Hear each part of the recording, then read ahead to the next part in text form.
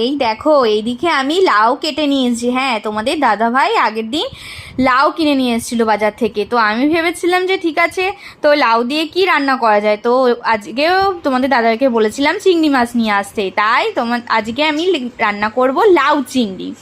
তো এর জন্য আমি লাউটাকে দেখো এইভাবে লম্বা লম্বা করে একটু মোটা মোটা করেই কেটে নিয়েছি। লাউ চিংড়িতে তো এইভাবেই সবাই লাউ কাটে, তো আমিও এইভাবেই এরকমভাবেই কেটে নিয়েছি। আর লাউয়ের যে খোসাগুলো ওগুলো কিন্তু ফেলিনি, এগুলোও আমি কুচি করে কেটে নিয়েছি। কি করব বলো তো, এইটা দিয়ে আলু দিয়ে আর পেঁয়াজ দিয়ে ভাজা, জানো তো এই লাউয়ের তরকারির থেকে লাউয়ের খোসা ভাজা খেতে কিন্তু দারুণ লাগে।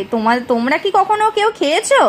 একবার করে দেখো, যদি ভালো লাগে তো খেও, ঠিক আছে। তো আমি এই যে পেঁয়াজ লঙ্কা আলু কুচি করে ভাজা করে নিয়েছি। জানো তো এই রান্নাটা আমি খেয়েছিলাম আমার দিদার বাড়ির ওখান থেকে, তারপরে আমার মা বানিয়েছিল।